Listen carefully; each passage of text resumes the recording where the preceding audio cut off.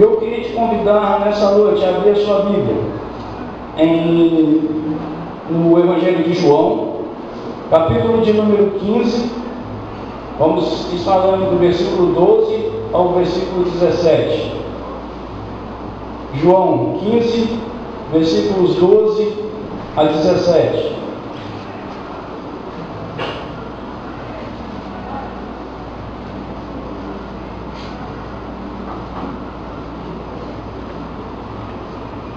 Todos acharam?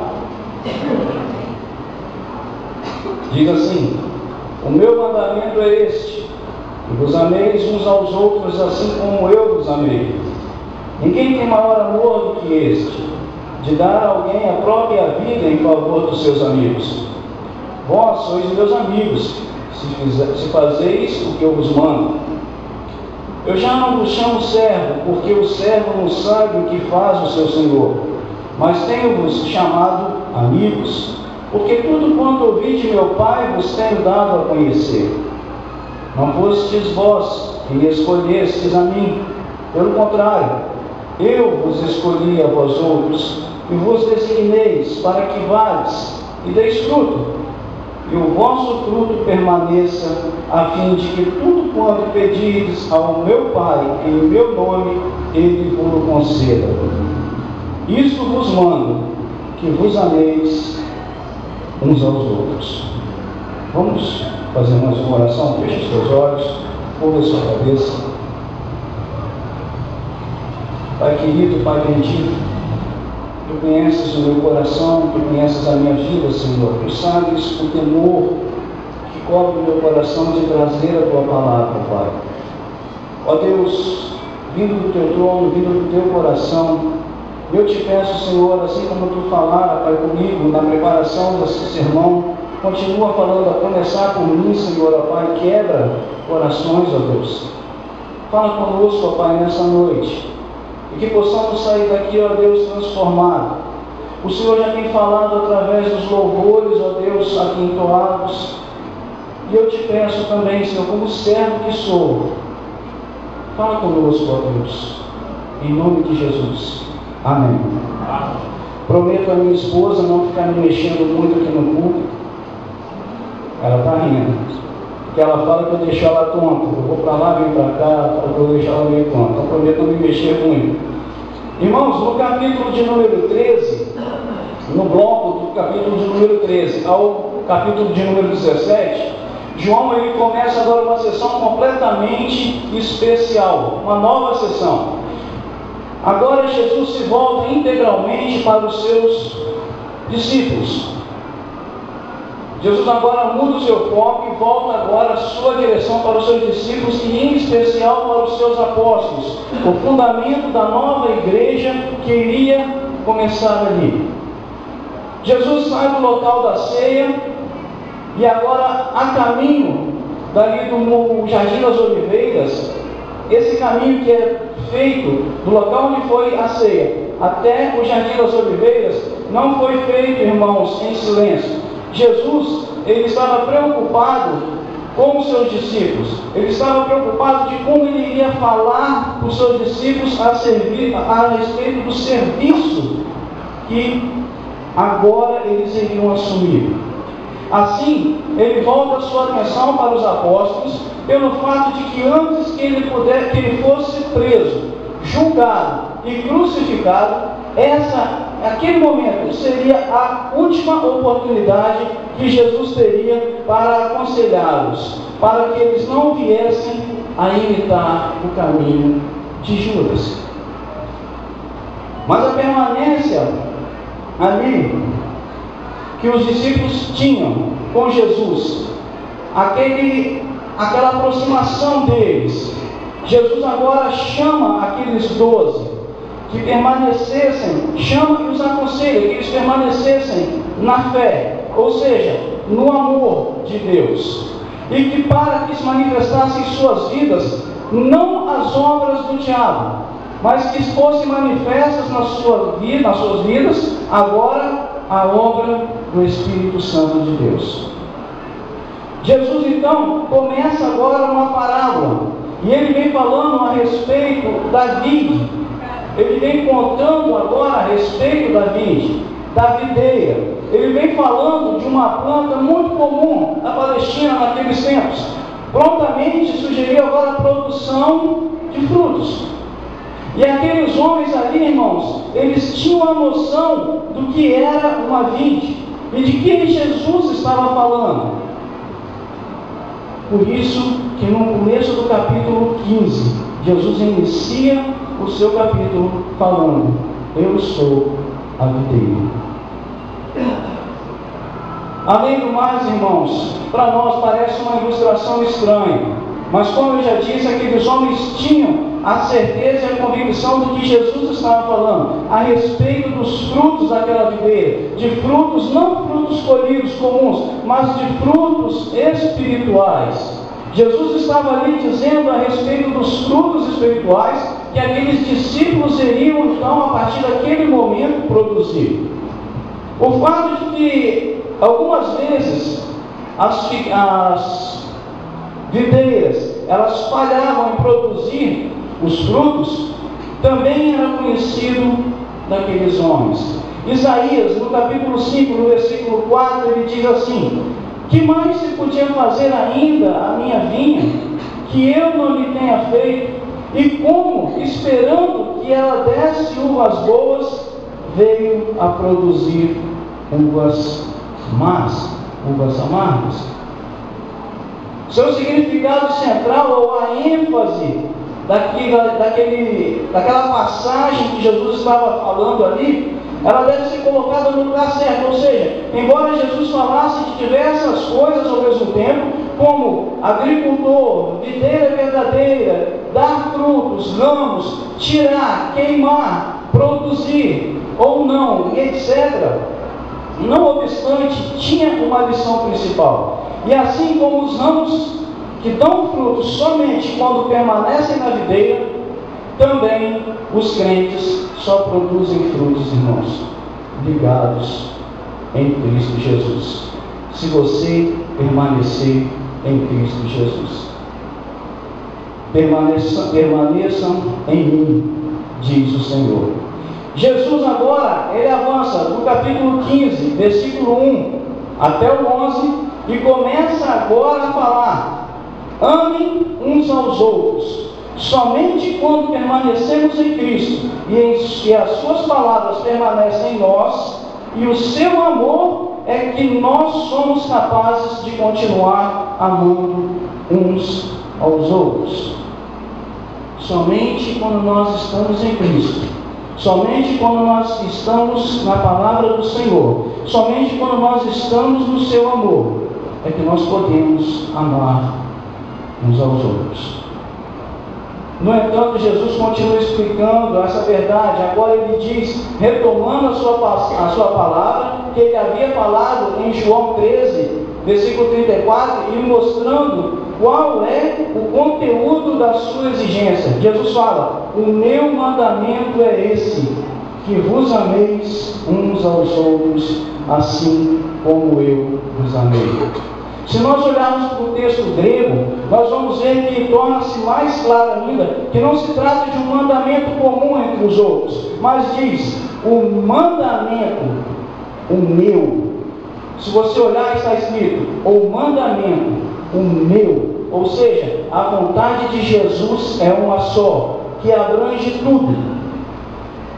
Amai. E eu acho que eu quero ser uma bênção, é isso. É amor, é ganhar almas. Não é um acampamento só para você ir se divertir. Ele tem um foco. O foco é ganhar almas para Jesus, é amar. Sendo assim, irmãos, o tema do nosso sermão dessa noite é: o mandamento para aqueles que querem viver para Deus é o inalterável amor de Jesus. O mandamento para aqueles que querem viver para Deus é o inalterável amor de Jesus. E esse grande amor nos é demonstrado da seguinte forma: primeiro, um amor de entrega e de sacrifício. Versículo 13 diz: ninguém tem maior amor do que esse, de dar a alguém a própria vida em favor dos seus amigos. Jesus passa agora a caracterizar a essência do seu amor. Quem ama, irmãos, se esquece de si mesmo e se empenha pelo outro. O empenho mais sublime é o da própria vida. Isso caracteriza que a nossa vida existencial é total e pessoal. Por isso, o empenho da vida também não acontece somente na morte física. Que muitos podem orar e pensar: não, mas eu só vou me empenhar se eu morrer pelo meu irmão. Não é preciso nem necessário que cada discípulo de Jesus venha enfrentar a morte extrema em favor do outro. Mas se nós dedicarmos a ajudar as pessoas durante anos sobre as mais duras condições e aflições, igualmente pode ser um amor de maior grandeza. Da mesma forma como uma morte rápida, um sacrifício em prol de alguém. Agora, eu estou preparado para isso? Eu estou preparado para me dedicar a uma pessoa? Eu estou preparado para dedicar a minha atenção àquela pessoa? Eu falo de sacrifícios, mas será que eu estou disposto a abrir a minha vida, a negar a minha vida em favor da vida de um irmão que precisa de uma atenção, que precisa de um cuidado, que precisa de um acompanhamento? Será que eu estou disposto a fazer isso? Quando nós olhamos para o abrir mão ou nos dedicarmos ao amor, nós podemos pensar: mas então, se eu amo ao meu inimigo, então o amor vai ser maior ainda. Nesse amor, irmãos, mesmo os nossos inimigos se tornam nossos amigos. É difícil.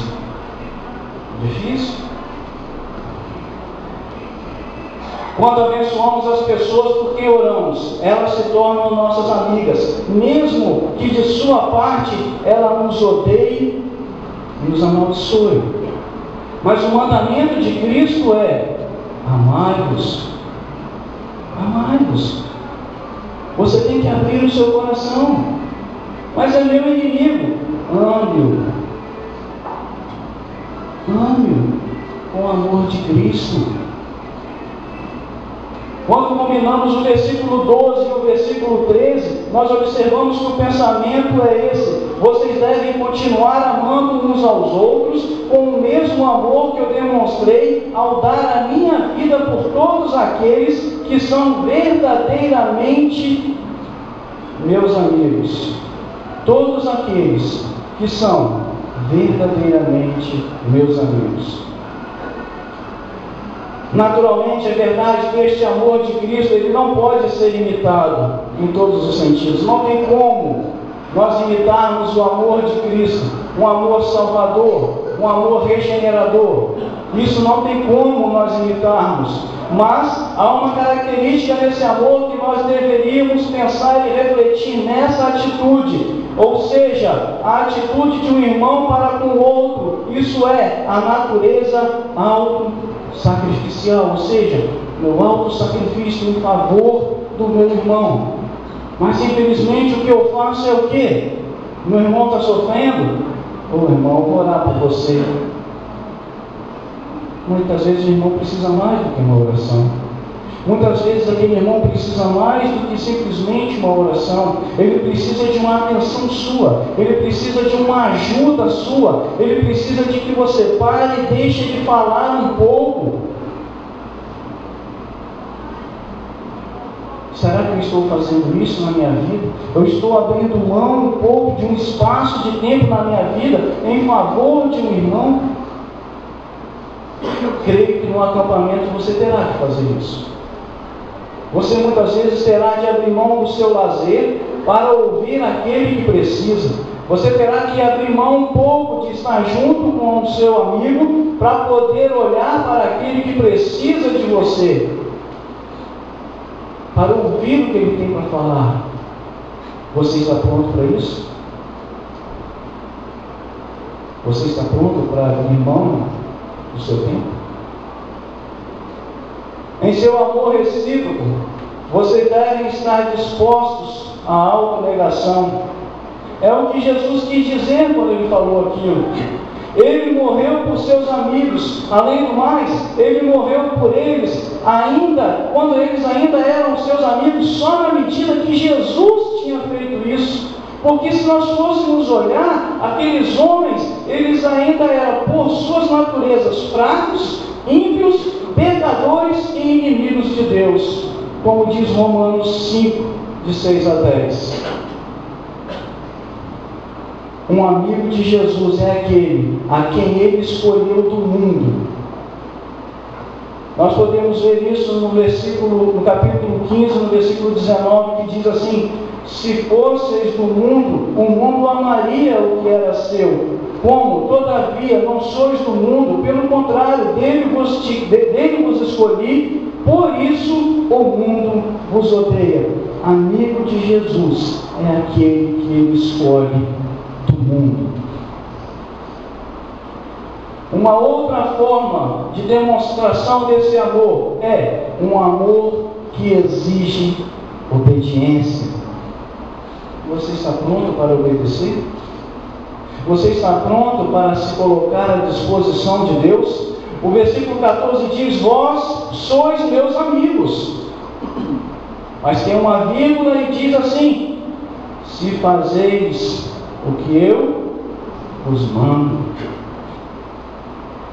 Foi isso que lhe aconteceu quando Jesus empenhou a sua vida ao nosso favor, irmãos. Jesus está pensando nisso ao dizer essas palavras. Somos amigos de Jesus, não em nós mesmos ou por nossa própria natureza, porque por nossa natureza nós somos inimigos de Deus e por isso também inimigos de Jesus.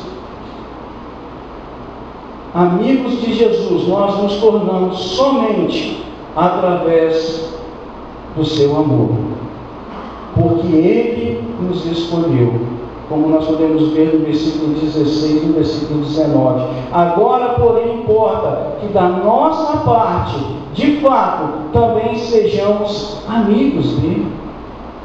Jesus nos traz a condição para isso. Vós sois meus amigos, se fazeis o que eu vos mando. Irmãos, nessa amizade não existe um mero usufruto. Não são pessoas com direitos iguais que convivem em amizade, mas aquele que é Senhor, aquele que é soberano, Ele concede a nós, servos, sermos chamados de amigos.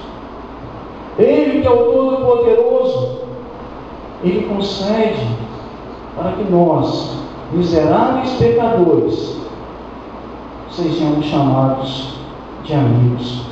Isso deveria nos motivar a uma obediência mais voluntária possível em relação ao grande Senhor. Isso porque o conteúdo do seu mandamento é o amor entre os seus.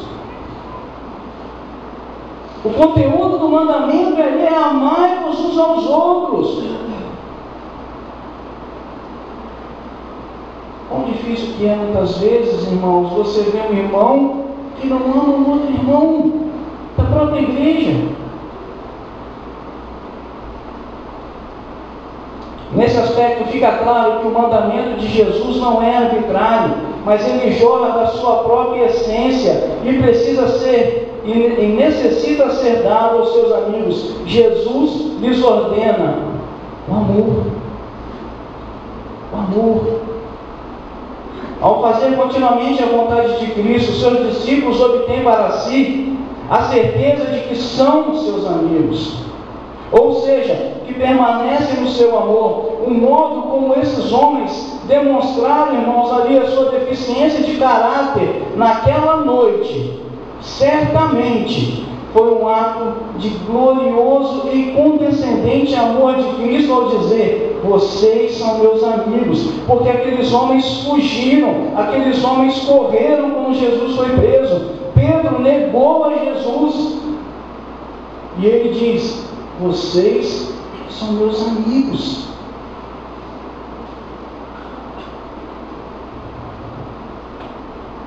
E nós, irmãos, Quantas vezes nós agimos dessa forma?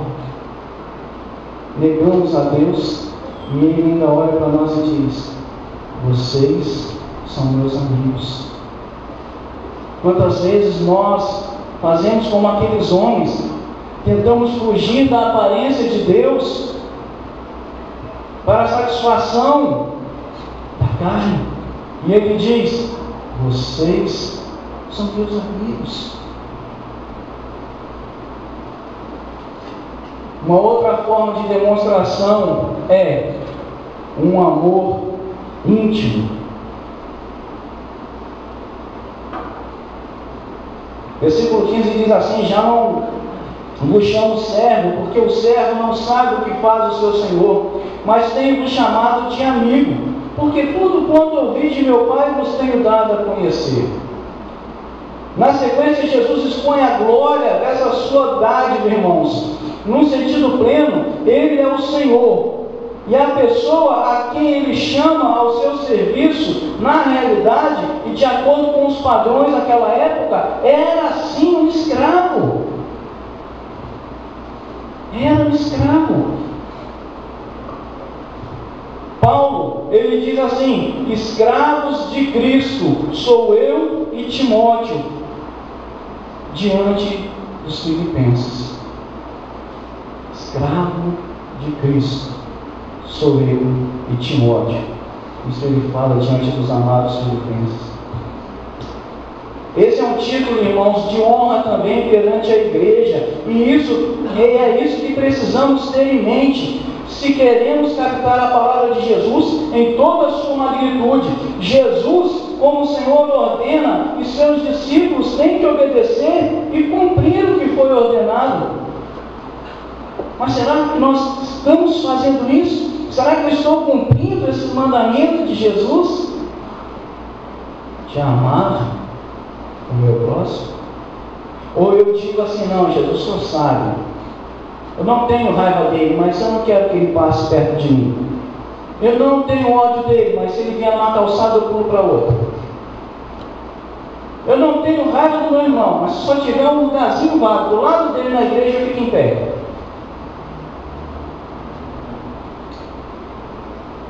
Será que nós estamos fazendo, irmãos, o que Jesus quer? Amar o nosso irmão?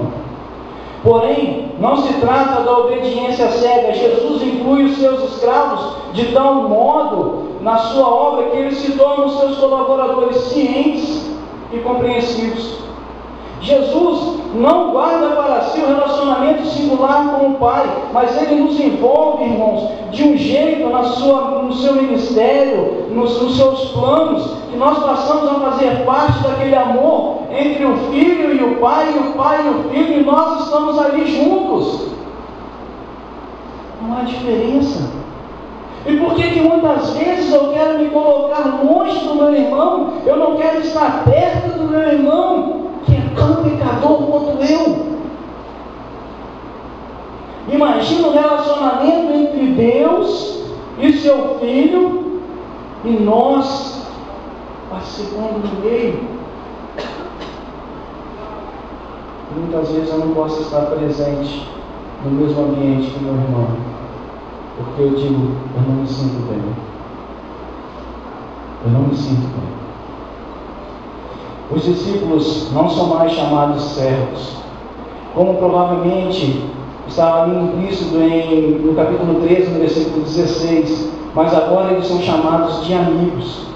Quando um superior ordena ao seu servo que faça isso ou aquilo, o último, o que recebe, a ordem, ele não recebe nenhuma explicação minuciosa quanto ao que ou quanto aonde. Mas quando é com um amigo, o caso é diferente. O jeito de tratar é diferente. E Jesus, ele fala, portanto, quando a ênfase é colocada na intimidade, na íntima comunhão entre o Senhor e o seu discípulo, o termo servo, irmão, já não é mais apropriado. Nós somos amigos. Você já parou para pensar o que é você ser amigo de Cristo? Você já deu valor a isso que é ser amigo de Deus? Ser chamado amigo de Cristo?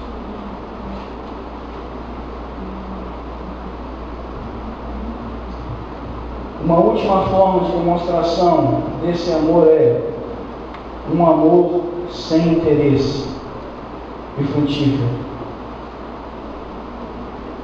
Não fostes vós que me escolhestes a mim, pelo contrário, eu vos escolhi a vós outros, e vos designeis para que vades e dei fruto, e o vosso fruto permaneça, a fim de que tudo quanto pedis ao Pai em meu nome, Ele vos conceda. Eu tenho certeza que esse versículo ele tinha que estar estampado nas nossas paredes da nossa casa. Não fostes vós que me escolhestes a mim, pelo contrário, eu vos escolhi a vós outros, porque eu penso que tem muitos crentes que acham que é eles que escolheram a Deus, então eles podem deixar Deus de lado, eles podem colocar Deus num canto, eles podem ouvir Deus falar e não dar nem atenção para Ele. Eles podem continuar na igreja andando do jeito que andam, tratando mal o seu irmão, virando as costas para o seu irmão, porque fui eu que escolhi a Deus, eu que escolhi estar aqui. Mas Jesus ele fala para aqueles apóstolos que estavam ali junto dele, aqueles homens que estavam acompanhando Jesus, ele fala: olha, não foram vocês que me escolheram, não. Fui eu que escolhi vocês, e eu escolhi vocês para uma obra. Assim Ele fez conosco. Embora os discípulos sejam amigos de Cristo, isso não significa que eles estejam em pé de igualdade com Ele. Infelizmente, isso é o que acontece muitas vezes dentro da nossa igreja. Nós achamos que nós ficamos em pé de igualdade com Cristo. Nós ouvimos irmão falar: irmão, eu vou chorar hoje, eu vou botar o joelho no chão e vou colocar Cristo na parede. Quem é você, meu irmão? Colocar Cristo na parede. Embora nós sejamos amigos de Cristo, irmãos, não confunda as coisas. Não confunda. Nós nunca vamos estar em pé de igualdade com Ele. Nunca. Ele é o Senhor. Ele é o soberano. Ele é o Todo-Poderoso.